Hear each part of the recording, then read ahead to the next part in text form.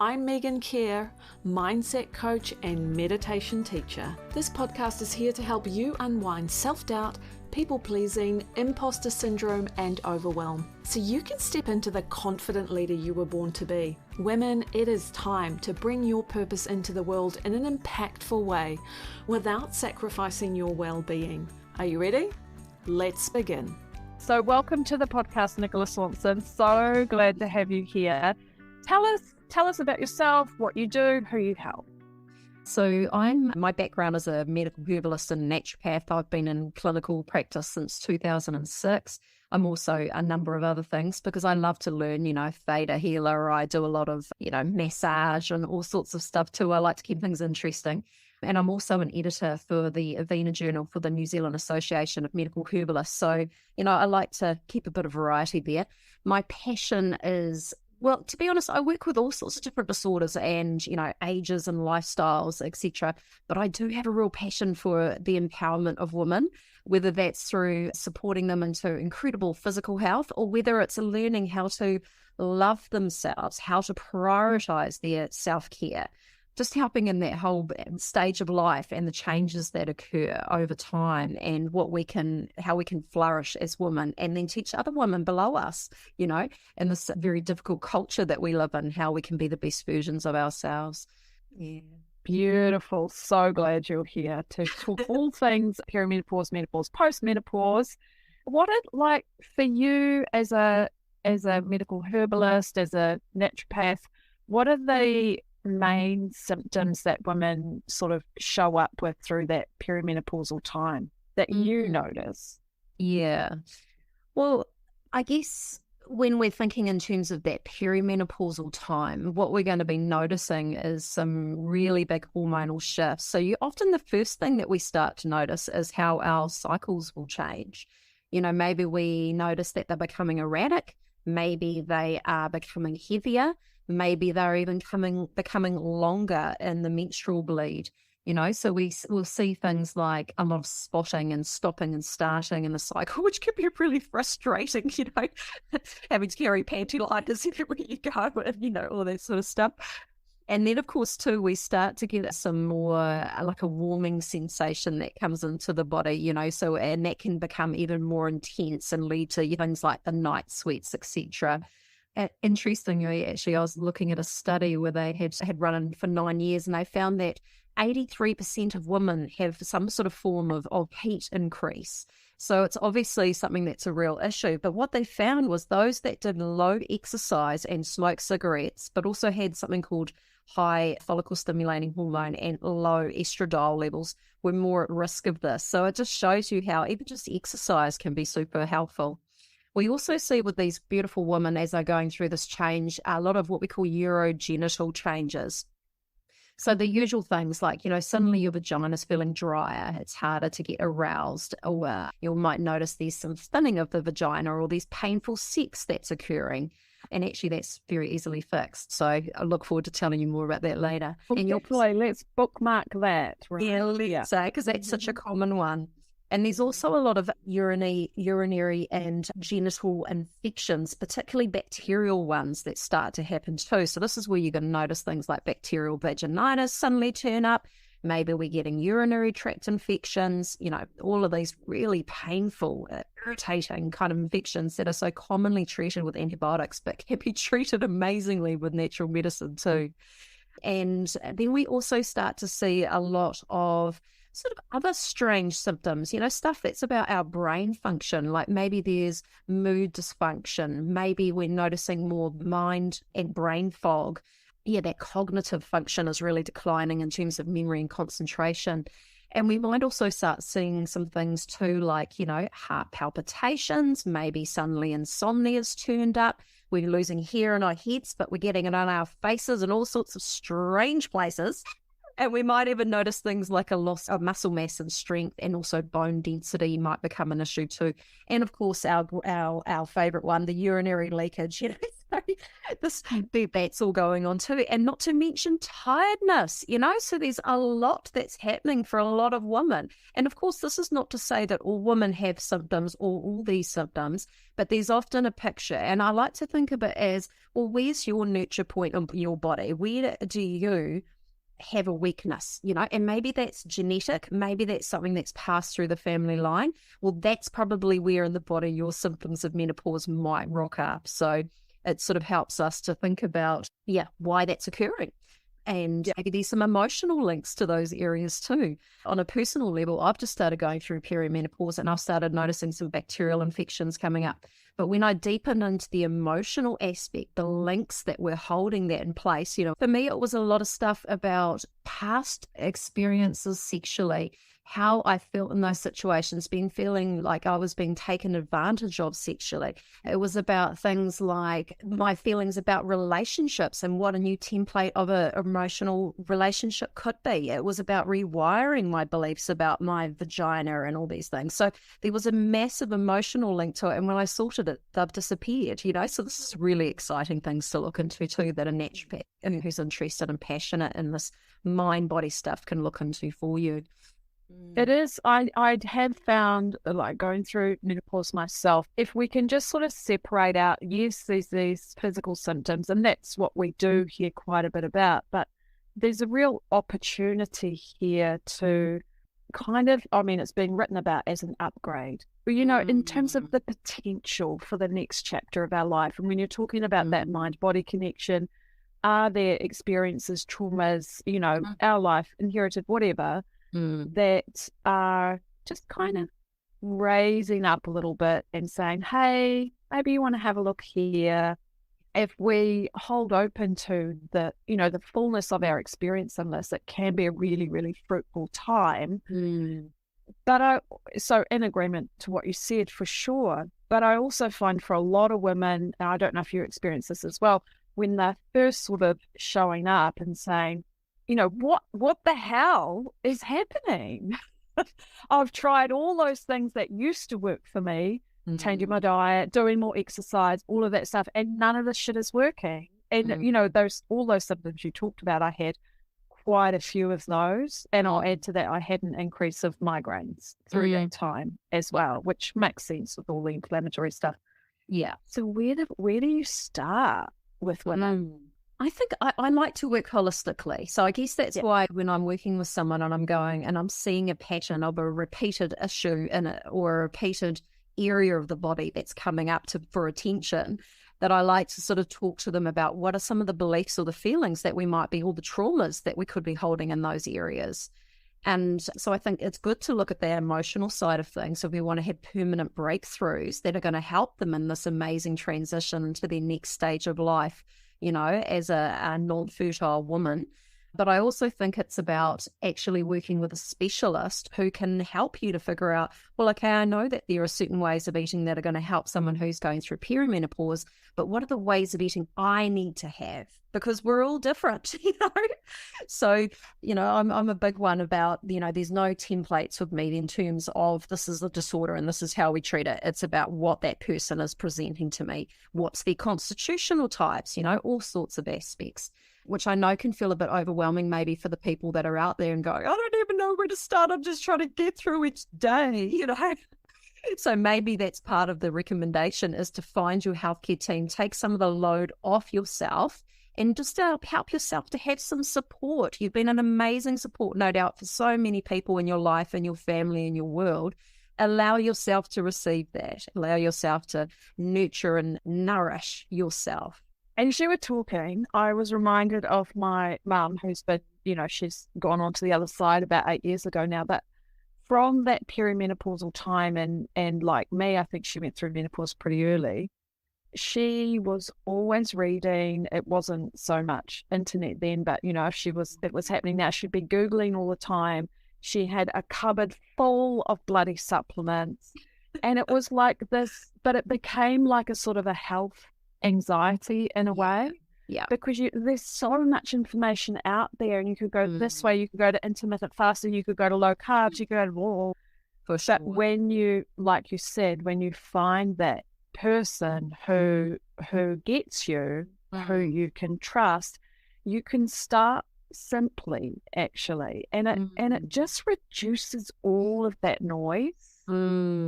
I totally agree, because I see a lot of people coming into clinic very overwhelmed who have done the Dr. Google and have tried, like they say, everything. But, when we often go through it, it might be that they're using supplements which have a good idea, but when you look at them, the quality's poor, the dosages are incorrect, they're not at a therapeutic dosage range. It might be that actually for that person it doesn't work, so that's why I use a lot of things like quantum reflex analysis to go, okay, so you've got a bacterial vaginitis infection. Okay, so which specific probiotic for bacterial vaginitis is going to be best for you? What's the dosages you need, not what's on the bottle, those sorts of things. So I get it. That's I think where the trust is so important, and that's the stuff I sow into the most when I'm building a relationship with a client, because if they can trust you, then they open themselves up so much more, they share so much more, and we can really get into those deep, deep places where the reasons of why this is happening are occurring. But I do see a lot of women suffering through those symptoms. And I think I did mainly because I was so quite young and I didn't really know what was going on. But also, even when women know they're in perimenopause, they're just kind of suffering with it and struggling through and trying to do things as they always used to do them. How easy is it? I mean, really broad question, but how easy is it to get wins on the board when you have dialed in with someone like yourself, a practitioner, to actually turn things around? Well, it depends on the disorder. You're right. This is a very wide question. But when I'm thinking of the clients that I've worked with over the last year with these sorts of symptoms that we're describing, which can be very difficult because they're such a disparate group of symptoms, which could be attributed to so many conditions. So that's where testing's important, blood testing, etc., or Dutch testing. Looking at the last year's worth, say, of clients with these conditions, it's actually really possible, and actually surprisingly within a short period of time. Like, for instance, when I'm dealing with someone with painful sex, maybe dryness, we can sort that out in a month. I've only had one client that we couldn't sort that out in a month. When I'm looking at things like hot flushes, sometimes that can be quite immediate, within 1 to 2 weeks. For others, it might be a reduction, but the complete resolution might be 2 to 3 months. So you can actually get results quite quickly. And in fact, I had one of my lovely friends who's done many of my detox programs that I run twice a year. She said to me recently at the last one, I'm going through perimenopause, and so I want to redo the program because I'm always surprised every single time how much of an impact changing my diet has on my hormonal symptoms. It's just incredible, so that's in 2 to 4 weeks. So it just shows you how quickly these things can change. Yeah, beautiful. That's really hopeful, actually, to hear. Yeah. So now's probably a good time to talk about when you work with women with vaginal dryness, painful sex, and you're talking about some other issues there. Can you sort of share a little bit more about this? Because this is not talked about. I mean, women, we can talk more openly about the hot flushes and the fatigue, but, anything around sex and the genital region, it's like pretty, not talked about. Taboo. Yeah, exactly. Let's talk about getting that vagina juicy again. Okay. One of the best things that I've found is vitamin E. Got to be really good quality and very high dosage, and you just take that internally. You can take it as a capsule, but you can also pierce the capsule that it's in and use it as like a vaginal aid when you're having sex and things too. But to be honest, even just taking it internally will get that lubrication there extremely quickly. It's amazing. Yeah. And another one, which I'm actually going to be teaching people how to make at my upcoming perimenopause workshop, is using wild fennel seeds and making vaginal suppositories. And they're amazing. They're really, really effective as well too. So there you go, that wild fennel, which you've always hated, which is growing on the side of the road or wherever else, creating that aniseed stink bomb, has so many benefits for us women. Oh, beautiful. Did not know about either of those. Yeah. I know, like, why does not all women know about vitamin E? Amazing. So Yeah, I think you may have heard of it as oh no, I don't know. It's very vague there. But so you take it as a capsule, you take it internally, but you can also use it within the vagina as well. exactly. And it's also brilliant for reduction of hot flashes. So if that's another symptom you're getting, this could be a really nice all-rounder. And it resolves them pretty quickly too, usually 1 to 2 months for that one. And so it's pretty generically okay for people to take vitamin E. Again, I would be looking at the quality and also the dosages. So there's some really good ones out there. There's one that I get through that's called Unique E, and that is really, really good. Oh, fantastic. I'll get you to send us a link for that, and I can add it underneath the podcast so people can access it. No problem. Yeah. So what do you reckon are some of the common misconceptions about menopause? Well, we're going into the fun stuff straight away. Okay. So I would say that probably 2, actually, that everybody's going to get symptoms when they go through menopause or perimenopause. And it's just not true. It's a bit like menstruation. You know, we seem to have this idea that actually having symptoms when you menstruate is just what it is. It's just normal. Everybody has it. It's not true. There's so many cultures, particularly traditional cultures, where they don't have PMS. They don't have symptoms with menstruation. They don't have symptoms with going into menopause. So I think that speaks a lot to the kinds of issues that we have in our westernized diet and also the stress that we're under. You know, when you've got these people that are living much more with the seasons, with the land, you know, and having a healthy diet, it's going to be really having a huge impact on the body. So I think that's just something to be mindful of. And also, I think the other misconception that really bugs me is that when you go into the stage that you've completely lost your worth and your value as a woman. And I think this is very much because we live in a culture that celebrates youth and women that look like these preteens, you know, in terms of the model picture that we see in all the magazines and the social medias and whatnot. But there's also this cultural conditioning that women only have value when they're fertile, which again is a load of rubbish. You know, if we think pre-patriarchal times when we worshipped, say, goddess worship, which was what most cultures worshipped at the beginning of human settlements, shall we say, you know, we really see how, you know, women are even more powerful in their menopausal years. That they've got this opportunity to learn to prioritize time for themselves and their needs and their wants. They're able to become much wiser, more intuitive female who can be of so much greater service to themselves and the people around them, and sharing this wisdom and this knowledge. So I think, you know, we've really got to step away from this picture of these advertising companies and this patriarchal culture has created, because it's just so invalidating to women and all their value.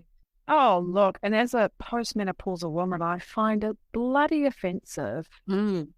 It really is. It really is. And I think personally, I've kind of got it easy in a way because I'm not working in the commercial world. So I'm kind of driving my own, this is how I want to show up in the world. So I'm not sort of surrounded by all of that perspective.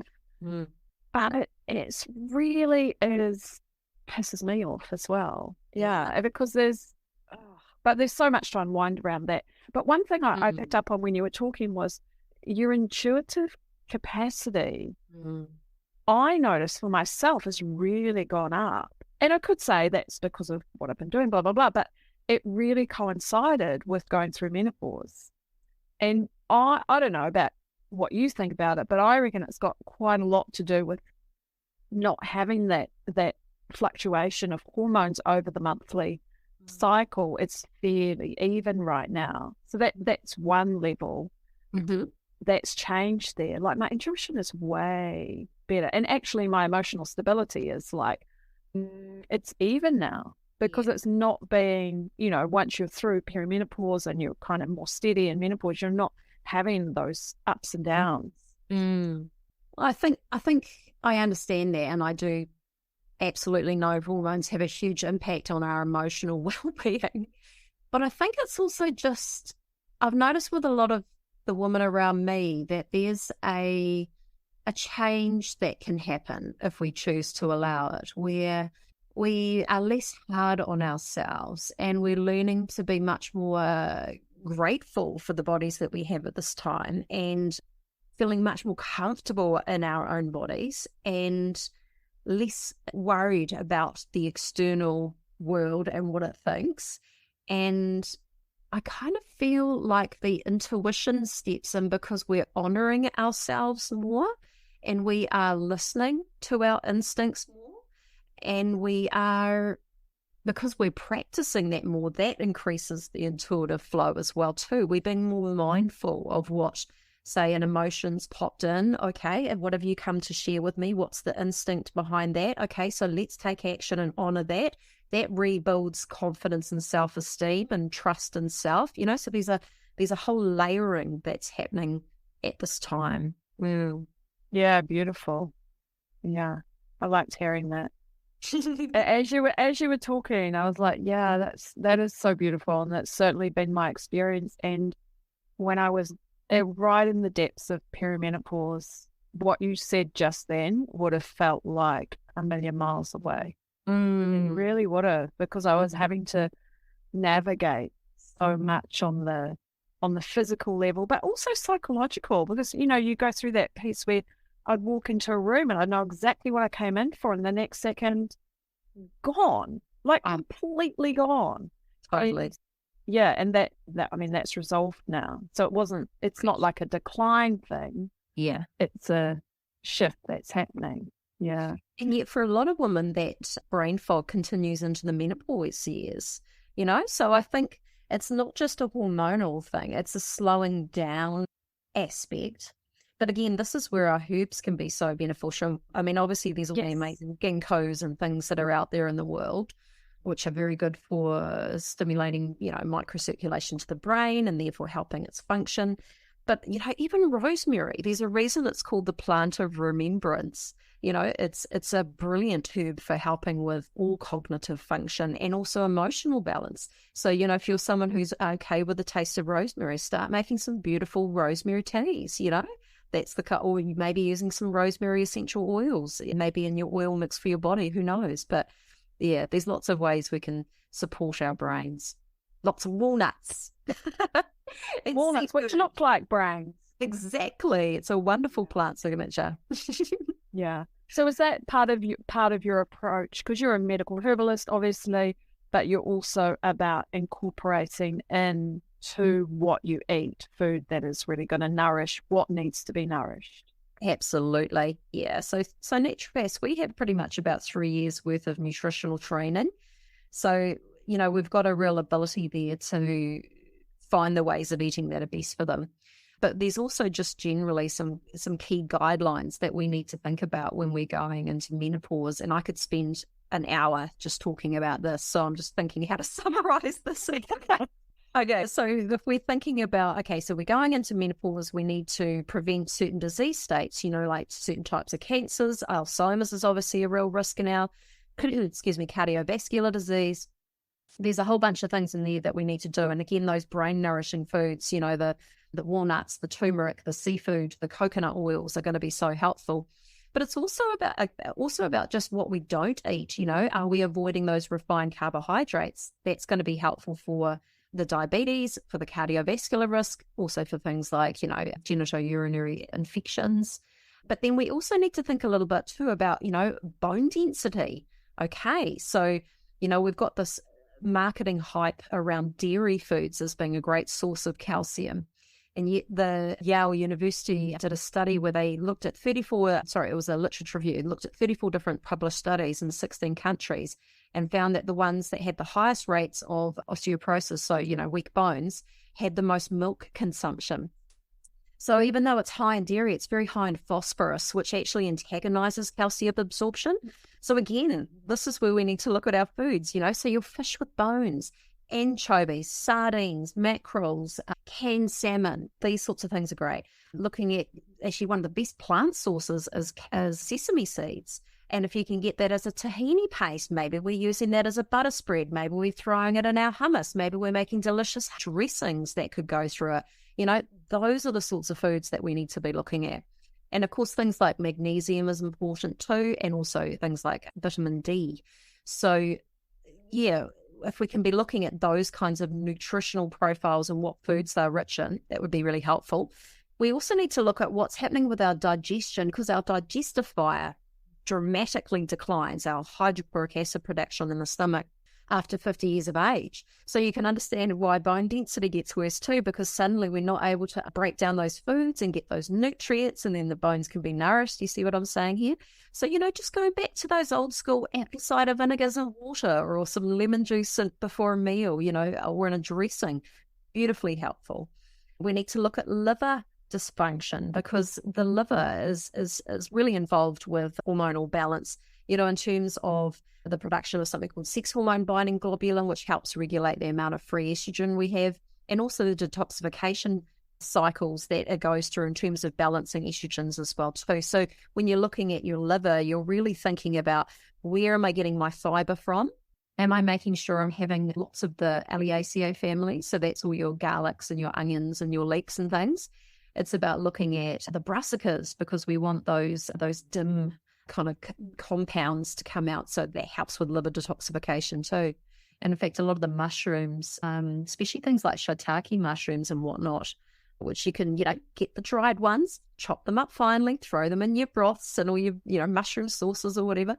All of those are brilliant for liver function as well. And something that people often forget is the importance of amino acids with liver detox. So proteins are important, so whether that's proteins from animal, poultry, seafood, or whether it's proteins from things like tofu, which has a complete amino acid profile. It's a really good source of protein. So a lot of women in these years, if we can find ways to get that in our diet, it's going to be super helpful. But I would always say get the organic form, because that's not going to be GMO, which means more allergy and inflammation response and more nutritional benefits.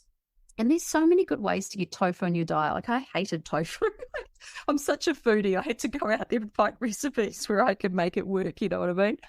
So, for instance, when I'm doing my spring detox program with people, there's a couple of really yummy ones. Like, I've got this great, it's like a peanut satay with rice wrappers, and I've got a gorgeous Vietnamese one where it's a mixture of like things like cashew nuts and coriander and tofu, and then you fry them, and they're these gorgeous little delicious, parcels that you get to eat. So, there are ways to make it happen, and it's all about the seasons, all about the spices, isn't it? Even if you just chuck a bit of garam masala paste and make a nice stir fry, that's going to be a tasty tofu. It's, got to flavor it up. Oh, look, I love a good tofu. I introduced it to my teenager but I love it like fried, and then you put a satay, and then, you add the vegetables and stuff. And my teenager's like, yeah, and then they try and they're like, oh, actually, it's quite good. That's right. Exactly. Yeah.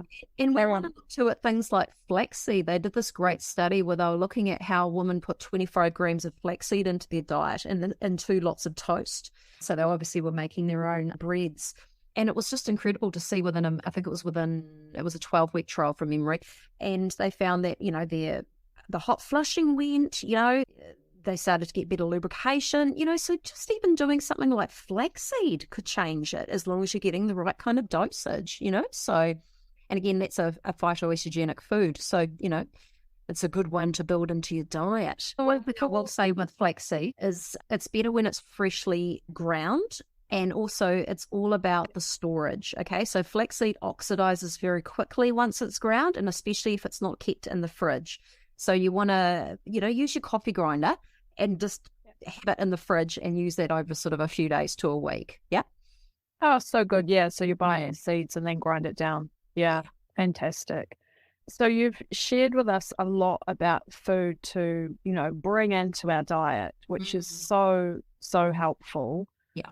For somebody that's at the moment, they're going it alone for now. We can do that with the food. Are there any supplements you recommend, or is it like, no, that needs to be done with a specialist? No, there's definitely, there's a whole world of supplements out there. You just have to walk into the chemist warehouse and see. And so then it's like trying to choose what's the right one for you. And because you're not going to be working with a specialist who's going to be, looking for those, what are the symptoms, therefore what's the best herb or herbs in a combination, you're going to have to probably do a little bit of trial and error. But yes, there's definitely lots of things that we can do in terms of, so we're thinking now of sort of herbs to help with the hormones. Is that what you're wanting to go direction you're asking about? I'm asking more of the herbs or vitamins, minerals. I'm open. Yeah. I'm an open book. Let's do it. So probably one of my favorites would be a wonderful plant called black cohosh. This helps to reduce luteinizing hormone, which means that the hot flushes are going to disappear quite quickly. It's also really good for vaginal atrophy, which is just basically where your vagina's becoming more thin and it's sort of shrinking a bit and things. That's where the painful sex, etc., comes from, and sometimes bleeding with sexual intercourse as well. It also promotes lubrication, and it helps to balance the pH of the vagina, which is brilliant because then you don't get those genitourinary infections because they can only exist in a certain kind of pH range. And it's also good for bone density. And there's been some great studies done where they found it had even better benefits when it was taken with St. John's wort, which is a wonderful antidepressant anxiolytic herb, which is so important when we're also going through this change. You know, when we think about how as our ovarian egg production declines, we're going to start having to get our hormones, you know, from different areas, including the adrenal glands and the fat cells.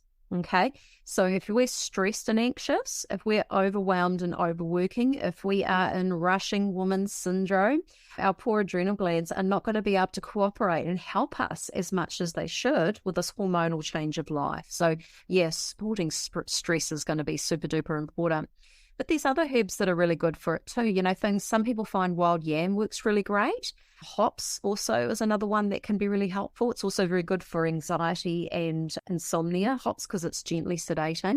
You know, if we're thinking about if we're getting a lot of the severe sweats, you know, like we're dripping with sweats, yeah, sage can be really good. And for those at home that want to use the sage they've got sitting there, there's a really nice little treatment that I got as a student and still recommend. So you basically want to squeeze half a lemon into a handful of ripped up sage leaves and then cover it with boiling water, steep it overnight, and then drink it the next morning strained. And that's really good. It's got a beautiful antihydrotic effect is what we call it. So drying up of those hot sweats and flushes. At this time of year, we're just seeing the end of a beautiful plant called red clover, which is very isoflavone rich. It's brilliant for menopausal symptoms, the ones we've described, but it also reduces your cholesterol levels and it helps prevent osteoporosis. So it's a nice little all-rounder as well too for the risks of menopause, I guess you might say. Actually, that one. So, you know, if you want to go out and start picking some red clover, you know, I often notice that in lots of places where these paddocks are just starting to sort of die off now. Chase tree is another plant that a lot of people use, not only for menopause, but also for PMS, of course, and menstrual dysfunction, PCOS, you know, things like that.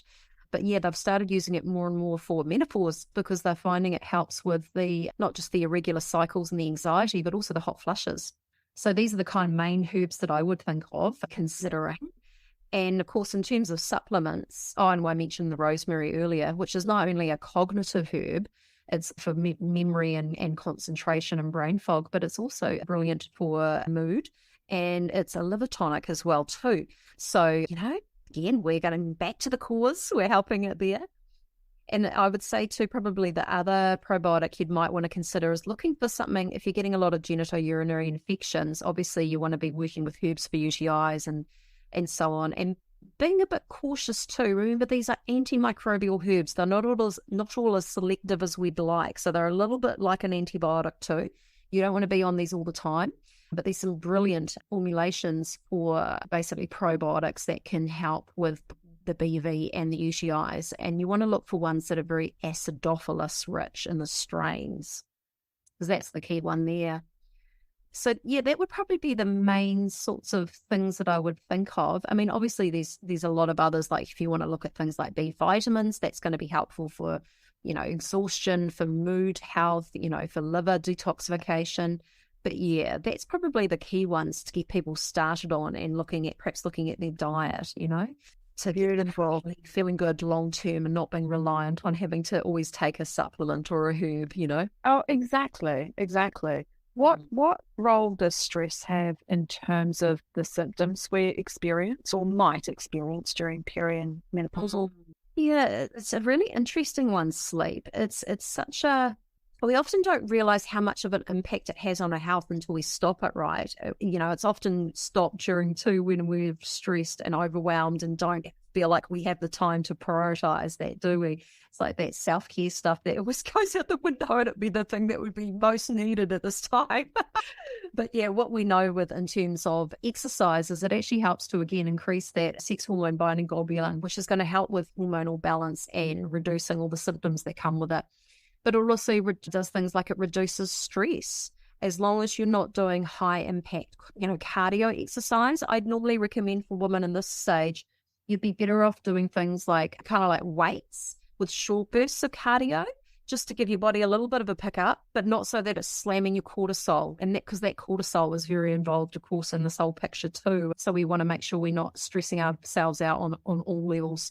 When we're thinking about, also I recommend a lot of Pilates or yoga too, because we want to build muscle strength. We want to support the joints and keep them really flexible and lubricated, so we're not getting any other joint diseases going on too. But it also increases wellbeing. It helps with bone density. It's all about weight stabilization and loss, which is absolutely important also at this stage of life. It helps to drop cholesterol, it drops your blood pressure, it improves all cardiovascular function and circulation. It's going to increase your energy levels, hot flushes gone, so it has such an important series of requirements and ways it's going to help us through the cycle of life. Beautiful. Thank you.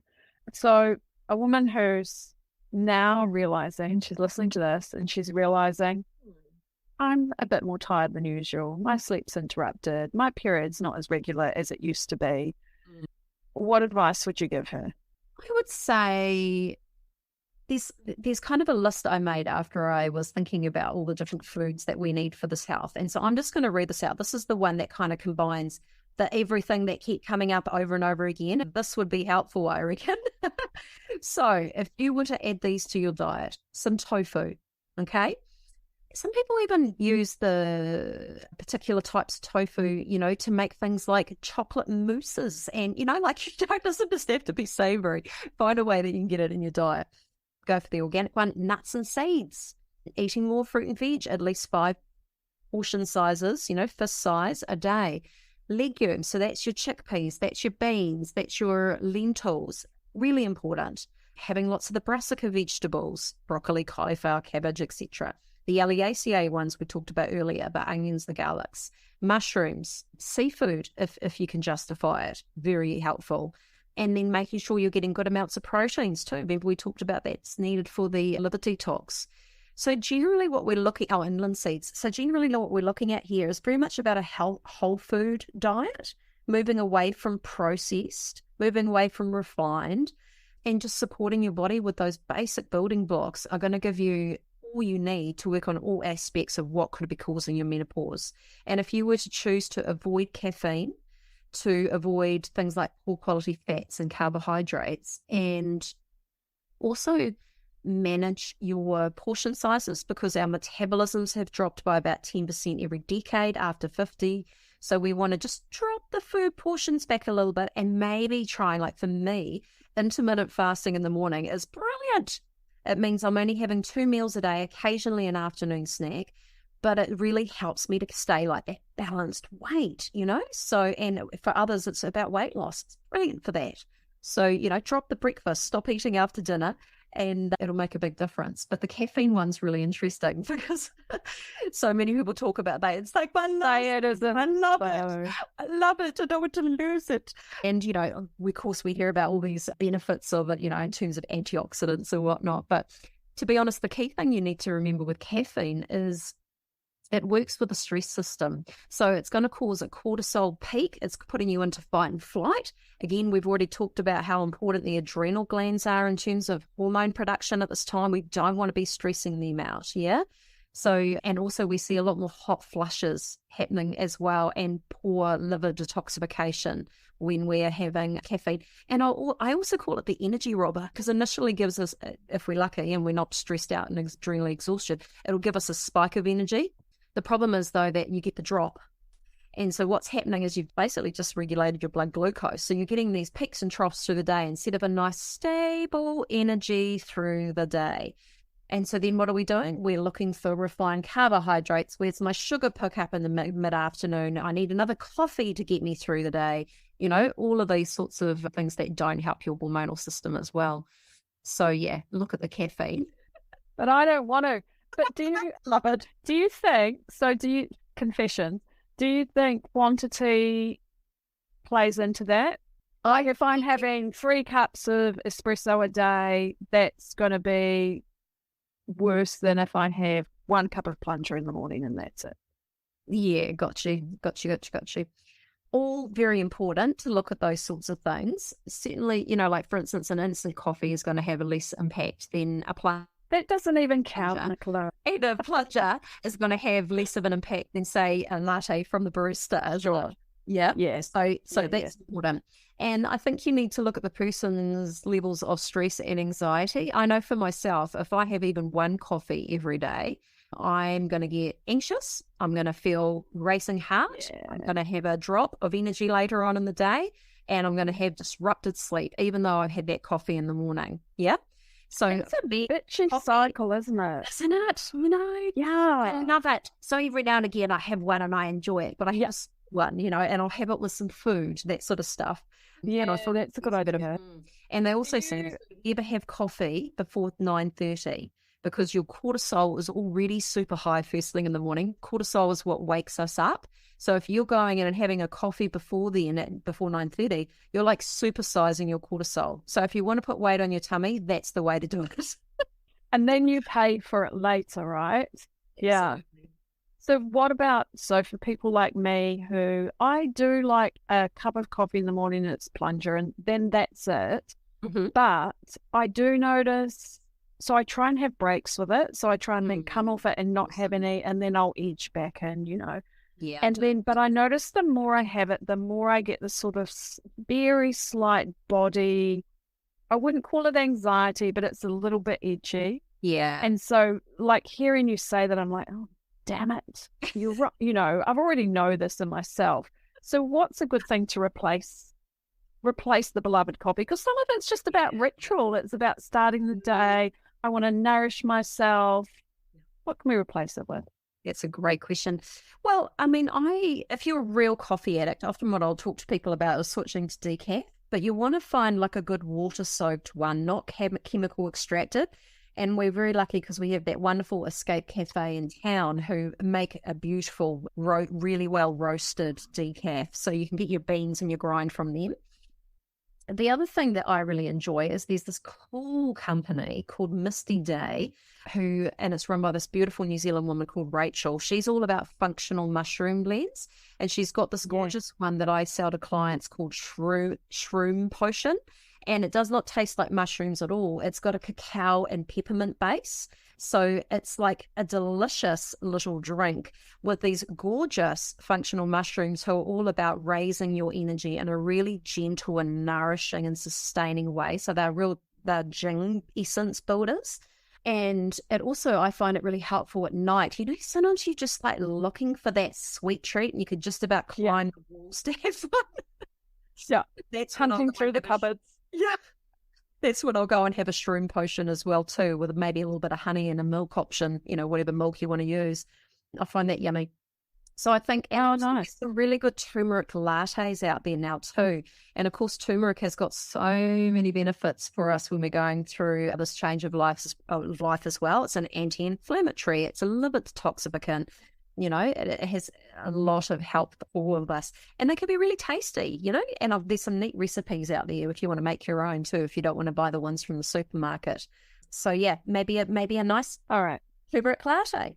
All right, thank you so much. I'm going to start with the mushroom drink. Potion. Yeah. But I do find with the coffee, I need to kind of slowly, and decaf probably, but slowly come off it. Otherwise, I get a bit of a headache for a day, and that's for a couple of days. Yeah. Sounds like I drink lots of coffee. I don't.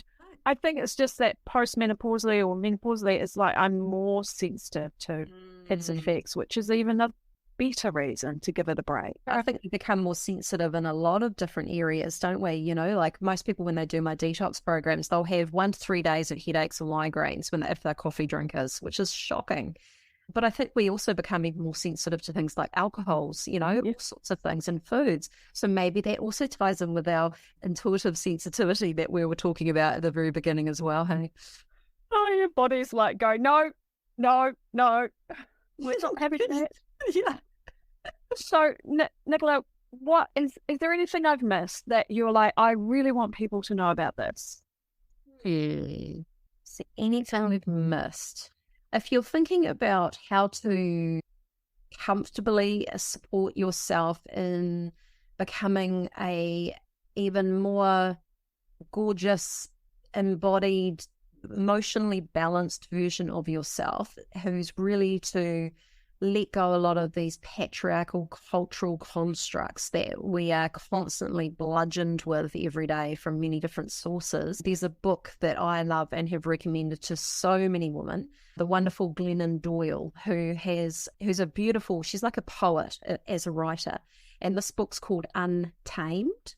You can get it out of the library as well too, but it's actually one of those books that I know I'm going to keep rereading over time. And it's very much about looking at, the roles that we're told we have to have as women, as mothers, how we need to be a good girl and sacrifice our needs for everybody else, about the subconscious beliefs that we may be holding that we don't even realize that we do. And it's only when she very gently and poetically brings these thoughts up that you start to really look at these areas of your life and how you haven't allowed yourself to live your best life because you've been so busy caring for so many others. That was what one of my key takeaways were. So yeah, I love her book. And she also does an amazing podcast with her partner and her sister called We Can Do Hard Things. And they have pretty amazing speakers on there. So I definitely would recommend her. Beautiful. Oh, there was something that you were saying in there. Oh, it's gone. Damn it. Okay, I'll let it go. I don't know what it was. And so if that's menopause in action, isn't it? Yeah. It'll come back to you in the middle of the night. You'll be like, hey, what? Nick, where are you when I need you now? I'm sleeping, hopefully.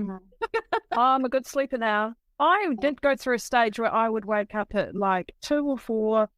Often it would be 4. I'd be awake till the morning. I'd be strung out. And that cycle is fucking hideous because you can't rely on your health like the next day. That was a big challenge for me. And our lives are probably set up in this very linear way where it's like work, clients, school, kids, blah, all the rest of it.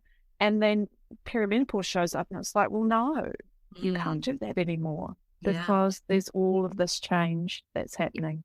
And I need you to rest tomorrow because you're tired. So how do we whittle back the clinic day? How do we ask for help and receive it? All those sorts of things too, isn't it? But yes, sleep is a shocker and it's something that a lot of people are struggling with. Yeah.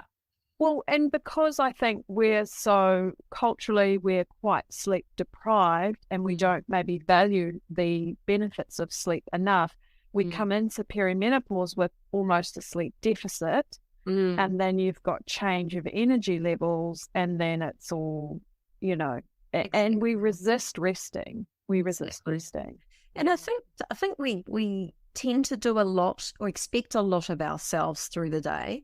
And I think this is where probably, Megan, some of, the skills that I've learned from you at courses many years ago, the things like the meditation, the mindfulness practice, the breathing techniques, these things that we can very gently insert for a few minutes here and there through the day. So again, we've got that sustained emotional balance and energy so that when it comes time for sleep, we're not suddenly going, okay, now body, go to sleep, brain, turn off, and expecting it to work when it's been going like a hamster in a cage for the whole day.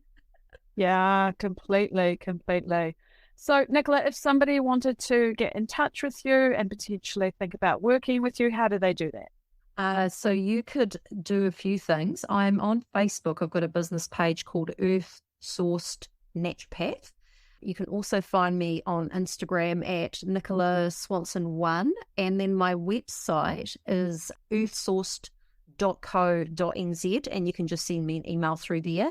contact me through those ways. That would be the best way. And we can chat about finding, what's the best way to support and assist you. And you can have a look at my website at all the different things that I do to find the right kind of consultation or treatment that you're needing at this time too.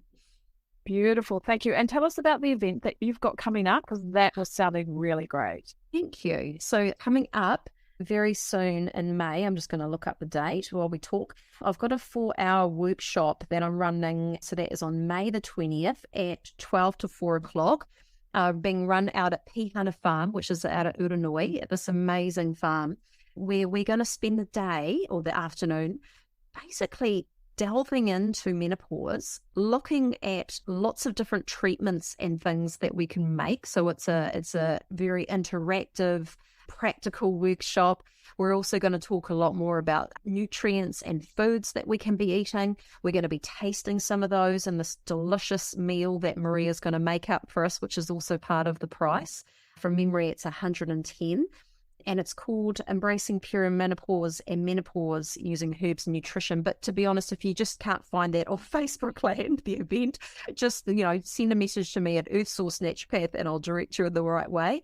But yeah, it's going to be an intimate gathering of about 10 women where we can just really get into how to support them into, creating I like to call it a meno heaven.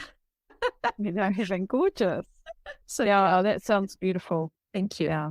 Well, thank you so much for joining me today on the podcast, Nicola. I am off to secure the mushroom drink and the decaf beans, and just for me, just one small change, not making it, I'm not overhauling my whole life. A small change is going to be really helpful. Oh, brilliant. And thank you so much for inviting me to come on here and speak today. I really appreciate it. It's awesome. My absolute pleasure. Bye for now. Bye, honey. Hey, thanks for joining me on the podcast. If you liked what you heard, tell your friends, share the episode. It all helps to get this information into the hands of other people that can use it to really unwind people-pleasing, imposter syndrome, self-doubt, because we can do without that anymore, right? We need to step up, step into being the leaders we were born to be. Have an amazing week, my friend.